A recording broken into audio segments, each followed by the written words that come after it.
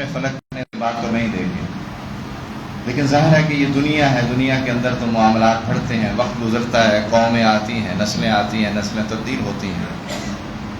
اور یہ اسی دعوت کا تسلسل ہے جس نے مجھے اور آپ کو منسلک کیا ہے اس دعوت سے۔ اس لیے یہ تعلق، یہ تحریک، یہ تحرک، یہ انفاق اور یہ ایمان کی یہ قدریں بہت قیمتی ہیں۔ ہم اسے ٹیک ایز گرانٹڈ لے لیتے ہیں، جماعت اسلامی کی پالیسیوں پر تنقید کر لیتے ہیں، امیر جماعت کے معاملات پر، سیاسی معاملات پر گفتگو کرتے ہیں، اور بعض اوقات اسی ہمہ ہمی میں معلومات مکمل نہ ہونے کی صورت میں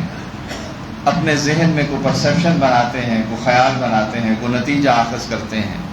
بظاہر سطحی معلومات پر، اور اسی کی بنیاد کے اوپر پھر تحریک کے کام سے ہاتھ کھینچنے لگتے ہیں، اجتماعات سے بددل ہونے لگتے ہیں، پروگرامات سے، شرکت سے کنی کترانے لگتے ہیں۔ لیکن ظاہر ہے کہ رب تو وہ ہے جو علیم الخبیر ہے، دلوں کا حال جانتا ہے، دلوں میں پیدا ہونے والی خواہشات کو جانتا ہے، انسان کے ہر عمل کے پیچھے اس کی نیت کیا ہے وہ اس سے جانتا ہے۔ اس لیے جو اجتماعات ہیں، ظاہر ہے کہ اجتماع کی کیا غرض و غایت ہو سکتی ہے؟ ہم سب ظاہر اللہ کے لیے یہاں اکٹھے ہوئے ہیں، اسی کے لیے یہاں بیٹھنے آئے ہیں، اور بنیادی طور پر یہ ہمارے سالانہ منصوبہ عمل کا حصہ ہے کہ ہم سال میں کم از کم ضلع کی بنیاد پر 2 مرتبہ تو بیٹھیں۔ ظاہر ہے کہ آپ اپنی اپنی تحصیلوں میں، اپنے اپنے مقامی یونٹس پر، بعض جگہ پر ہفتہ وار، بعض جگہ پر مہینے میں 1 دفعہ، بعض جگہ پر 2 مہینوں میں بھی پروگرامات کا تسلسل تو موجود ہے۔ مختلف مہمات آتی ہیں، مختلف تربیتی پروگرامات آتے ہیں، اسٹڈی سرکل کے یونٹس ہیں، اس کے اندر ہم اپنے مقامی سطح پر اکٹھے ہوتے ہیں، ایک دوسرے سے ملاقات کرتے ہیں، حال احوال لیتے ہیں۔ لیکن ظاہر ہے کہ ضلع کی سطح پر یہ ہر مہینے کرنا ممکن نہیں ہے، لیکن نظم نے یہ طے کیا کہ ہم سال میں 2 دفعہ تو کم از کم بیٹھیں نا سب۔ اور ظاہر ہے کہ یہ بیٹھنا صرف کوئی تقریر سننا، کوئی تربیتی ماحول پیدا کرنا نہیں ہے۔ یہ ٹھیک بات ہے کہ جب ہم بیٹھے ہیں تو اللہ اور اس کے نبی صلی اللہ علیہ وسلم کا تذکرہ بھی ہو،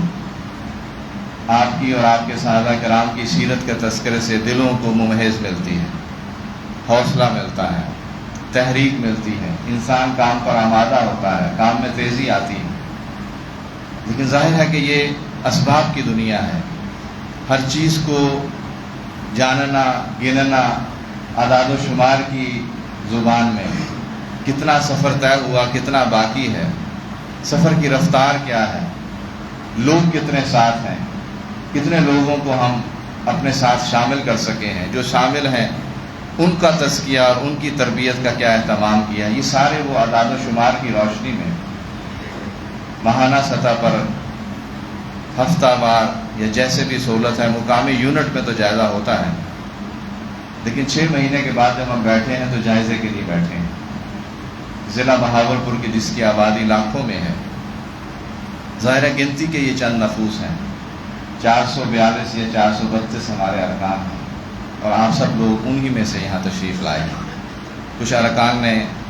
فون کے ذریعے سے، میسج کے ذریعے سے رخصت بھی مانگی ہے، ظاہر ہے کہ رخصت بھی انسان کے ساتھ لگی ہے، اور باقی کچھ لوگ جو ہیں وہ حاضر ہیں اور کچھ لوگ اس وقت غیر حاضر ہیں، جو اعداد و شمار بھی آئے ہیں۔ بہاولپور شہر کے جو 2 ہمارے تنظیمی یونٹ ہیں، زونل سطح پر یا پی پی کے حلقے کی سطح پر 23 افراد ہمارے پی پی 245 سے آئے ہیں، 43 افراد ہمارے پی پی 246 سے آئے ہیں، خیرپور سے 24 بھائی تشریف لائے ہیں، حاصل پور سے 20 بھائی تشریف لائے ہیں، یزمان سے 6 ارکان تشریف لائے ہیں، احمد پور سے 14، صدر زون سے 10 اور مبارک پور سے 12 آئے ہیں۔ ٹوٹل یہ تعداد 152 ہے۔ کچھ لوگ شاید کچھ تاخیر سے بھی شرکت کریں گے، تو یہ حاضری کا جائزہ بھی میں نے اس لیے پیش کیا ہے کہ ظاہر ہے کہ اجتماعی ارکان ہے، اور بڑے واضح طور پر یہ پیغام دیا گیا تھا کہ اگر کسی کو رخصت لینی ہے تو اس کو مشکل درپیش ہے تو وہ نظم سے براہ راست رابطہ کرے۔ ظاہر تحریک نے ہمیں یہ سکھایا، ہم کوئی اجتماعی کارکنان میں یا کوئی پبلک جلسے میں تو نہیں بیٹھے ہوئے، ہم تو ارکان کے اجتماع میں بیٹھے ہیں جس میں ہر رکن کی یہ ذمہ داری ہے کہ وہ دستور کی پابندی کے ساتھ یہاں پر حلف اٹھاتا ہے کہ میں اس دستور کا بھی پابند رہوں گا، نظم کی بھی اطاعت کروں گا، ظاہر نظم کی اطاعت تو یہی ہے کہ جس وقت نظم پکارے تو ہم اپنی ساری مصروفیات کو تج کر کے نظم کی پکار پر لبیک کہہ کر پہنچیں، اس میں شرکت کریں، اپنے معاملات کو دیکھیں، اپنے گھر کے معاملات ہیں، معاشی معاملات ہیں، اس کو اس دن کے لیے، اس وقت کے لیے مؤخر کریں۔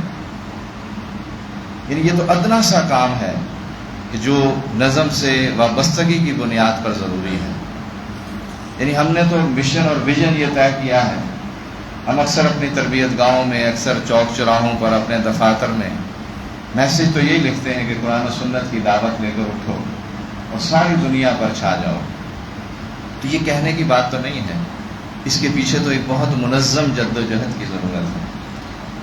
اور جو میں نے آپ کے سامنے ابتدائی طور پر جو بات پیش کی ہے، میں نے ایسے تو نہیں پیش کی، نبی کریم صلی اللہ علیہ وسلم کی وہ جو ٹیم تھی، ان کا ایثار، ان کا صبر، ان کا ایمان، ظاہر ہے کہ ہم اس تک تو نہیں پہنچ سکتے، لیکن اس کے قریب پہنچنے کی جد و جہد تو کر سکتے ہیں، کوشش تو کر سکتے ہیں۔ دستور بھی ہمیں یہ رہنمائی دیتا ہے کہ جب حلف رکنیت پڑھ لیا تو پھر کیا بچا کر رکھنا اپنے لیے۔ جب بھی نظم پکارے کہ ہم اس کی پکار پر کوئی سفر کر کر نہیں آ سکتے ہیں، ہم تو انقلاب کے نقیب ہیں کہ ہم دنیا کی امامت تبدیل کریں گے، لیکن ہم خود اپنے لیے، اپنے نظم کے لیے، اپنی تحریک کے لیے، خود اپنی قبر کے لیے اگر وقت نہیں نکال رہے تو ظاہر ہے کہ یہ تو ٹھنڈے پیٹوں کرنے والا کام نہیں ہے۔ آپ نے تو نظام کو چیلنج کیا ہے، آپ نے تو خود نعرہ لگایا ہے کہ چہرے نہیں، نظام بدلنا ہے۔ تو نظام تو ایسے نہیں بدلا جاتا کہ ہم اپنے گھروں کو نہ چھوڑ سکتے ہوں، اپنے گرم بستروں کو نہ چھوڑ سکتے ہوں۔ ہم نظم کی پکار پر لبیک کہتے ہوئے پرامات کے اندر شرکت سے معذوری کا اظہار کرنے لگیں۔ نظم کی کوئی قول آئے تو ہم اس کے اندر چونکے اور چنانکے کے معاملے نکالنے لگے کہ ایسا کیوں حکم دے دیا گیا، گرمی بہت ہے، کیوں باہر نکلنے کا کہا گیا۔ یہ ظاہر ہے کہ یہ سارے عنوانات ہیں، میں اس کی تفصیلات میں نہیں جاؤں گا، لیکن اس وقت جو بہاولپور کے ضلع کی کیفیت ہے کہ ہمارا کام جو ہے وہ نہ آگے کی طرف بڑھ رہا ہے، اور ہم آہستہ آہستہ غیر محسوس انداز کے اندر اپنی اسی رفتار اور اسی تعداد کے اندر 19-20 کے اضافے کے ساتھ گزشتہ کئی دہائیوں سے چلے آ رہے ہیں۔ ابھی گزشتہ رمضان جب گزرا ہے، رمضان کے درمیان میں مارکا بھی آیا ہے، یعنی ہو سکتا ہے کہ میرا پرسیپشن غلط ہو، لیکن میں آپ کو سامنے اس دلیل سے یہ بات کرتا ہوں کہ جب خود نظم نے، خود بانی جماعت مولانا سید ابو الاعلیٰ مودودی رحمۃ اللہ علیہ، اللہ تعالیٰ ان کی قبر کو نور سے بھرے، انہوں نے جو رہنمائی کی ہے کہ ہم اس ملک کے اندر رائے عامہ کی تبدیلی، اس کی رائے عامہ کو تبدیل کریں گے، دعوت کا ابلاغ کریں گے،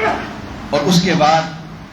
ایک کثیر سرفرشوں کی تعداد کے ساتھ ہم اس پارلیمانی نظام، آئین کی جد و جہد کے اندر، اس جمہوری نظام کے اندر ووٹ کے ذریعے سے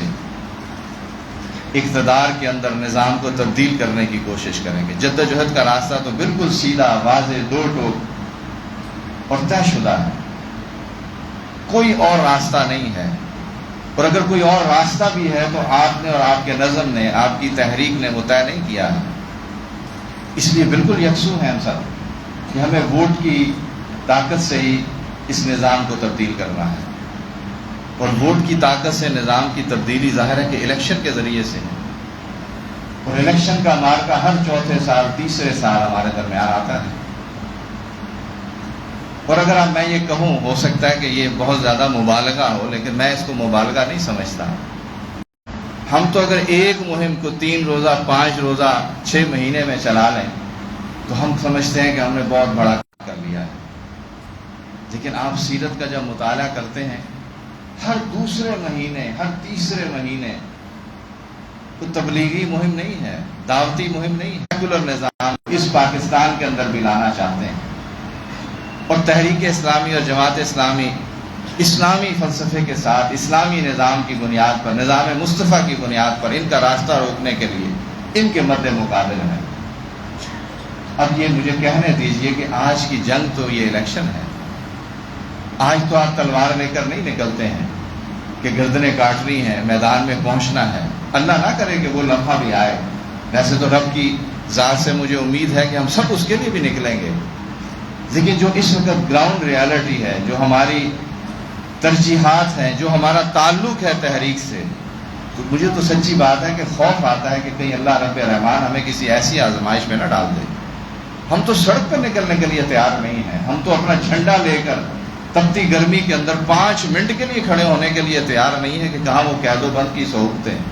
کہ جو آپ کے آج کے دور میں 21ویں صدی میں آپ ہی کے ہمسائے میں آپ ہی کی تحریک کے ساتھ جو بنگلہ دیش کے اندر ہو رہا ہے، کتنے استقامت کے ساتھ کھڑے ہیں۔ میں اور آپ کیا اس بات کا اعادہ کر سکتے ہیں کہ اگر خدا نہ خواستہ کوئی ایسی کیفیت آ جائے، کتنے لوگ ہیں کہ جو اپنے گھروں کو چھوڑ کر نکلیں گے، کتنے لوگ ہیں کہ جو باہر نکلیں گے۔ تو آج کا مارکا تو یہی ہے، اور ظاہر ہے کہ اس میں ہو سکتا ہے، اور میں سمجھتا ہوں کہ ایز اے ٹیم لیڈر شاید یہ میرا قصور ہے کہ میں ساتھیوں کی شاید وہ تربیت نہیں کر سکا، وہ مواقع نہیں دے سکا، لیکن ظاہر ہے میں بھی انسان ہوں، آپ کے ساتھ ہی ہوں، میری بھی وہی ٹیم ہے جو آپ ہی سے ہے، میں بھی آپ میں سے ہوں۔ لیکن سچی بات ہے کہ جب رمضان کے مہینے میں یہ اعلان ہوا بلدیاتی الیکشن کا، تو جس طرف بھی نگاہ دوڑائی، جس سے بھی بات کی، وہ کہا ہم الیکشن نہیں لڑ سکتے، ہم پینل نہیں بنا سکتے، ہمارے پاس افراد نہیں ہیں، ہمارے پاس سرمایہ نہیں ہے، ہمارے پاس لوگ نہیں ہیں، ہم کسی کے ساتھ ایڈجسٹمنٹ کر لیتے ہیں، ہم کسی کی زندہ اور مردہ بات کی مہم چلا لیتے ہیں۔ ہمارے اندر تو اتنا دم نہیں ہے امیر صاحب کہ ہم ایک پینل بھی بنا لیں، کچھ آپ کہتے ہیں کہ 5 پینل بناؤ یہاں پر۔ مجھے بتائیے کہ یہ جو جنگ ہے، اگر آپ اس پہ اتفاق کرتے ہیں کہ یہ جنگ ہے جس کے اندر ہم حق کے علمبردار ہیں، اپنی پوری رب رحمان کی دی ہوئی بصیرت کی روشنی میں، نظم جماعت کے حکم کے نتیجے میں کہ راستہ یہی ہے، فرد سے فرد کا رابطہ اور سیاسی معاملات کے اندر تدبر کے ساتھ، پوری حکمت عملی کے ساتھ، جیتنے کے مشن کے ساتھ ہم میدان میں اترنا چاہتے ہیں۔ اور جب میدان سجے، جب اعلان ہو کہ نکلو اللہ کے راستے میں ہلکے و بوجھل، مارکا تو سب پر ہے، اور ہم کہیں کہ ہمارے پاس پینل نہیں ہے، ہمارے پاس ہمت نہیں ہے، تو قرآن نے تو بڑے سخت الفاظ استعمال کیے ہیں۔ میں وہ نہیں چاہتا کہ آپ کے سامنے وہ بیان ہو، نہ میری اتنی ہمت ہے اور نہ میں اس کو بیان کر سکوں کہ کتنی بڑی ذمہ داری ہے جو میں نے اور آپ نے اٹھائی ہے، اور اس ذمہ داری کے لیے میں اور آپ کتنا نکلتے ہیں۔ یعنی حق اور باطل کا مارکا، اور میں گھر بیٹھ جاؤں کہ میرے پاس افراد نہیں ہیں، تو میرے اور آپ کے لیے پھر کیا حکم ہے کہ جو میدان سے پیٹھ پھیر کر پیچھے ہٹ جاتے ہیں، تو رب نے کیا حکم دیا ہے؟ آپ سب سانے بیانے بیٹھے ہیں، درس دینے والے، درس سننے والے بیٹھے ہیں،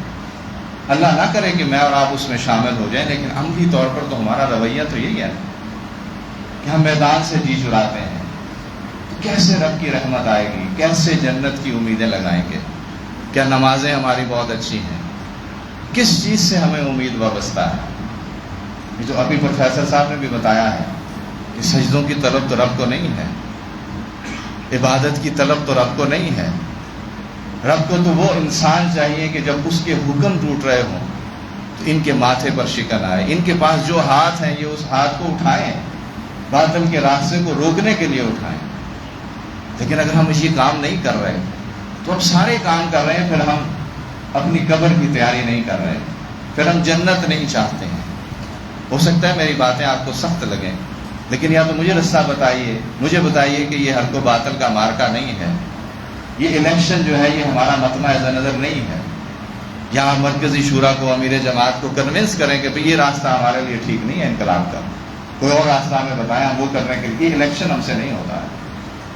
تو جب یہ طے ہے کہ یہ کام کرنا ہے تو پھر کرنا ہے، پھر تو ہر طریقے سے کرنا ہے۔ یا تو اللہ کے نبی صلی اللہ علیہ وسلم کی سیرت سے مجھے یہ بتائیے کہ آپ نے کہا کہ جب تک 5000 نہیں ہوں گے میں باہر نہیں نکلوں، وہ تو 313 لے کے نکلے نا۔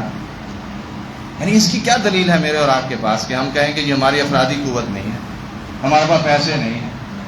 یہ پیسے ہی تھے نا جس سے آپ اپنا سوشل میڈیا چلاتے ہیں، پیسوں سے جلسے کرتے ہیں نا، یہ آج کی ٹرم ہے۔ لیکن اللہ کے نبی صلی اللہ علیہ وسلم کے دور میں کیا ٹرم تھی کہ جنگ پہ نکلے تو گھوڑے ہونے چاہیے، اونٹ ہونے چاہیے، ہتھیار ہونے چاہیے، تلواریں ہونی چاہیے۔ کتنی تلواریں تھیں 3 سے 13 کے لشکر کے ساتھ؟ کتنے گھوڑے تھے؟ سب سوار تو نہیں تھے، ہم تو کہتے ہیں گنتی کی تلواریں تھیں نا۔ کیوں نہیں گھر بیٹھے ہو کہ کہتے کہ رب پہلے ہمیں سامان دے تو پھر لڑنے جائیں گے؟ کیسے لڑیں گے؟ 1000 کا جو لشکر ہے وہ تو پورے آب و تاب کے ساتھ لڑنے کے لیے آیا ہے، پورے ہتھیار لے کر آیا ہے، جنگجو ہیں، ہم تو کسان ہیں. یعنی کبھی آپ 313 کا موازنہ اور اس کی تشخیص بھی تو کریں نا کہ کون تھے وہ. اگر میرے اور آپ کے ذہن میں شاید یہ بات ہے کہ وہ جنگ لڑنے والے تھے، ایسا تو نہیں تھا. اپنا سب کچھ قربان کر کے تہی دست ہو کر خالی ہاتھ 350-400 کلومیٹر کا سفر طے کر کے مدینہ میں لوٹے پھوٹے پہنچنے والے مہاجرین، اور جنہوں نے استقبال کیا وہ کو سپہ سالار اور کو فوجوں کی سپہ نہیں تھے. اکثریت مدینے کے غریب کاشتکار تھے، کھیتی باڑی کرنے والے، اور ان کو حکم دیا گیا کہ میدان میں نکلو. تو انہوں نے کیا بچا کر رکھا تھا؟ کس سامان کی تیاری کی تھی؟ کتنی زریں اور کتنی تلواریں خریدی تھیں؟ نبی صلی اللہ علیہ وسلم کی سنت تو یہ نہیں ہے. سنت تو یہ ہے کہ جو کچھ ہے جب میدان ہو، مارکا ہو، جب مارکے کا اعلان ہو جائے، جب میدان جنگ سج جائے، تو پھر جو کچھ ہے وہ حاضر کر دیا جائے. وہ رب برکت دینے والا ہے.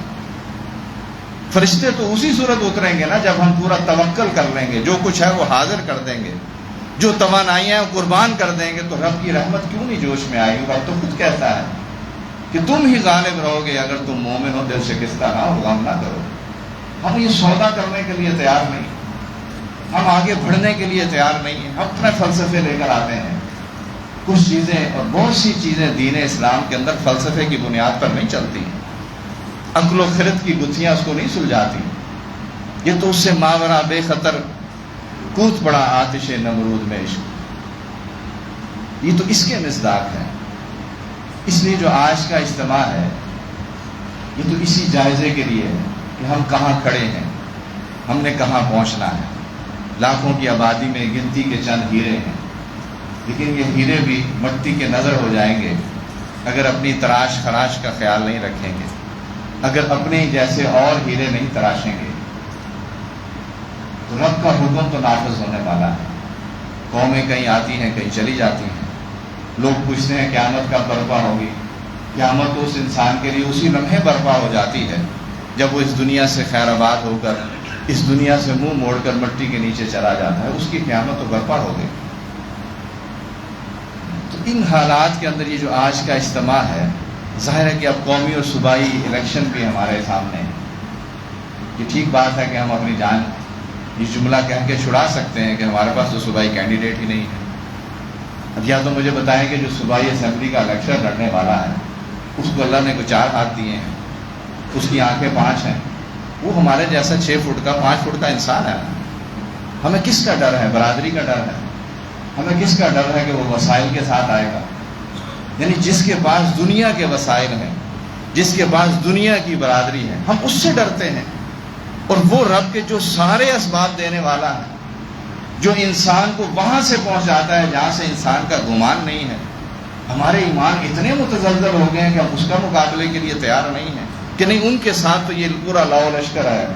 ان کے ساتھ تو نون اور شین اور میم لی کھڑی ہے، وہ تو بڑے جاگیردار ہیں، وہ تو بڑے پیر والے لوگ ہیں، لوگ تو ان کو سجدہ کرتے ہیں،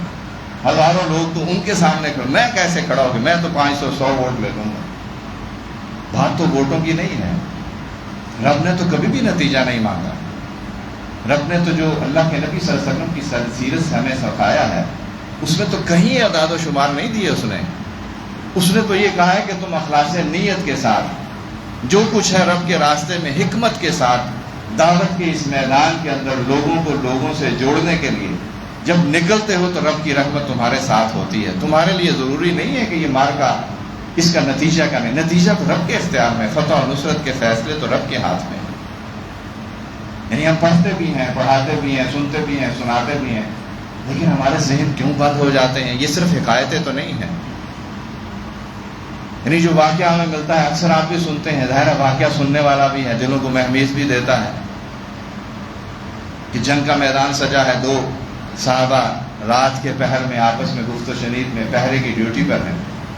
ایک دوسرے سے کہتا ہے کہ اگر کوئی خواہش ہے تو بتاؤ بھائی، رات کے اس پہر میں رب رحمان آسمان دنیا پہ جلوہ افروز ہے، ضرور دعا پوری کرے گا. دعا مانگنے والا کہتا ہے کہ رب دعا میری یہ ہے کہ کل مارکا تو سامنے ہے، تو کسی ایسے کافر سے میرا مقابلہ کرنا کہ جو خوب تناور ہو، خوب سخت جان ہو، خوب مقابلہ میرا ہو، اور پھر میں اس کو زیر کروں، وہ مجھے زخم لگائے میں اسے لگاؤں، پھر لمحہ آئے کہ میں اس کو زیر کر لوں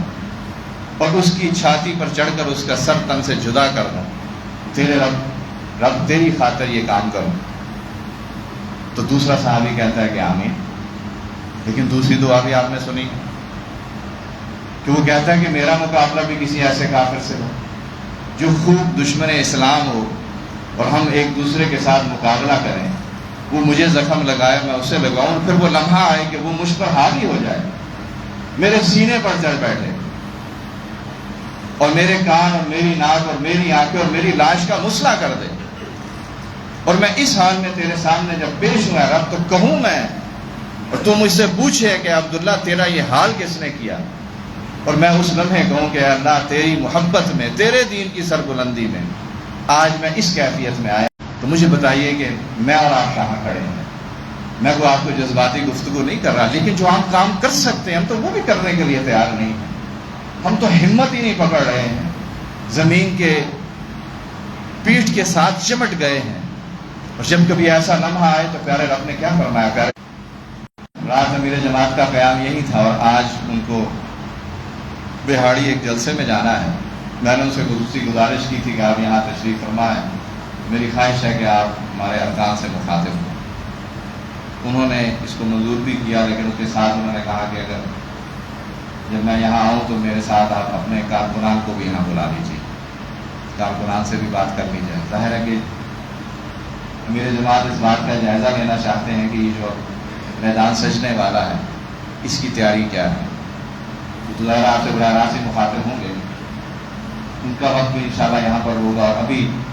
جو ایجنڈا ہے اس کے مطابق ہمیں جو ہمارے کرنے کے کام ہیں ان کو بھی رہنمائی دی جائے گی، اس کی بھی تذکیر ہوگی، اور جو اس وقت ہم نے کارگزاری کی ہے گزشتہ 6 مہینے کے اندر اس کا بھی کوئی اجمالی سا جائزہ ہم پیش کریں گے، اور اپنے ذہنوں کو ذرا اس حوالے سے بھی متوجہ کیجیے کہ جو یہاں پر فرد کھڑا ہو کر رپورٹ پیش کر رہا ہوتا ہے، ہم کہتے ہیں کہ یہ امیر تحصیل ہے، ہم کہتے ہیں کہ یہ امیر ضلع ہے، اپنے ضلع کی رپورٹ پیش کر رہا ہے، تو اس لمحے میں اب یہ رپورٹ امیر ضلع کی رپورٹ نہیں ہوتی، یہ امیر تحصیل کی رپورٹ نہیں ہوتی، یہ اس تحصیل اور اس ضلع کے رہنے والے تمام بھائیوں کی رپورٹ کا عکس ہوتا ہے۔ ذرا امیر ضلع یا امیر تحصیل تو خود اپنی محنت کرتا ہے اپنی بساط کے مطابق، وہ بھی انسان ہے، تو جو اپنی رپورٹ ہے اور جو آپ لوگوں کی کارکردگی ہے اسی کو مجموعی طور پر جمع کر کے وہ یہاں پیش کرتا ہے۔ تو اگر ہم اس پیرائے اور اس نظر سے اس رپورٹ کو دیکھیں کہ یہ میری کارگزاری ہے جو پیش کی جا رہی ہے، تو پھر تبصرے کی ضرورت نہیں ہوگی، پھر جائزہ تو ہم خود لے سکتے ہیں کہ یہ وہ رپورٹ ہے جس کی بنیاد پر ہم یہ سمجھے بیٹھے ہیں کہ ہم اللہ کی جنتوں کے وارث بننے والے ہیں، تو پھر 2-4 کی طرح آنکھیں کھل جائیں گی۔ تو آپ اس کو اس تناظر کے اندر انشاءاللہ یہاں دیکھیں گے، اور پھر اختتامی سیشن جو ہے وہ امیر جماعت کا انشاءاللہ یہاں پر ہوگا، اور اسی کے اندر 1-2 شخصیات بھاولپور کی انہوں نے جماعت اسلامی کے اندر شمولیت کا فیصلہ کیا، اب ادھر ہی ان سے شمولیت بھی کروائیں گے، اور جو مرکز نے اس وقت اعلان کیا ہے ترازو مہم کا، تو اس مہم کے حوالے سے بھی علامتی طور پر ترازو کی نقاب کشائی ہم کریں گے، لیکن جو ٹیک ہوم میسج انشاءاللہ امیر جماعت بھی دیں گے، لیکن میں نے تو جستا آپ کی چیزوں کو، آپ کے دلوں کے تاروں کو چھیڑنے کی کوشش کی ہے، پتہ نہیں اب اس میں مجھے کامیابی ہوئی ہے کہ نہیں ہوئی، لیکن بہرحال ہمیں تیاری کی ضرورت ہے، کام کی ضرورت ہے، اور چومکھی لڑائی ہے، دعوتی، تنظیمی، تربیتی، سیاسی، ہر محاذ پر کسی محاذ سے ہم رخصت نہیں لے سکتے، غیر حاضر نہیں ہو سکتے، اس لیے اس کی تیاری کی فکر مجھے اور آپ کو کرنی ہے۔ آپ سب بھائیوں سے التماس بھی ہے کہ آپ دل جمی کے ساتھ اور دل و دماغ کی سارے دریچے کھول کر آج کے پروگرام میں شریک ہوں، اپنی تجاویز بھی آپ تحریری طور پر اسٹیج پر بھیجتے رہیں گے، جو اشکال ہے میری جماعت سے کچھ سوالات ہیں وہ بھی پہلے بھیج دیں گے، ہم انشاءاللہ امیر صاحب آئیں گے تو ہم ان کو بتا بھی دیں گے، اسی کی روشنی میں جو ہدایات دینا چاہیں اللہ تعالیٰ مجھے اور آپ کو عمل کی توفیق عطا فرمائے، اس قافلے کے ساتھ آخری سانس تک رہنے کی ہمیں اللہ تعالیٰ ہمت اور توفیق دے۔ بہت سے بھائی اس پچھلے 6 مہینے میں ہم سے جدا ہوئے ہیں، ظاہر ہے کہ موت ایک ایسی حقیقت ہے کہ جس سے ہم انکار نہیں کر سکتے، ہماری آنکھوں کے سامنے ہمارے پیارے، انہی کو ہم اپنے کندھوں پر اٹھاتے ہیں، ہمارے شہر بہاولپور سے ہی ہمارے بڑے پرانے بزرگ حکم عبدالرشید قریشی صاحب ہم سے رخصت ہوئے. دلشاد بھائی ہمارے یہاں پر رکن جماعت ہیں، وہ ہم سے رخصت ہوئے. ابھی نائب امیر ضلع اشفاق گل صاحب ہم سے رخصت ہوئے. اسی طرح ہمارے اور بہت سے بھائی ہیں، کسی کے والد، کسی کی والدہ، کسی کے بھائی اس دنیا سے رخصت ہوئے. ہم سب کے لیے اللہ سے رحم کی، مغفرت کی، جنتوں کی دعا کرتے ہیں. اور جو کچھ بھی انہوں نے حسنات، اچھے کام اس دین کے ساتھ جڑتے ہوئے، اس دین کی سربلندی کے لیے، اس تحریک کے ساتھ جڑتے ہوئے کیے، ہم ان کی گواہی بھی انشاءاللہ دیتے ہیں کہ اللہ تعالیٰ ان کے ان کاموں کو، اس علائی کلمت اللہ کی جد و جہد کو اپنے راستے میں قبول فرمائے اور ان کی آگے کی منزلیں آسان فرمائے. اللہ تعالیٰ مجھے اور آپ کو عمل کی توفیق عطا فرمائے. وآخر دعوانا الحمدللہ رب العالمین.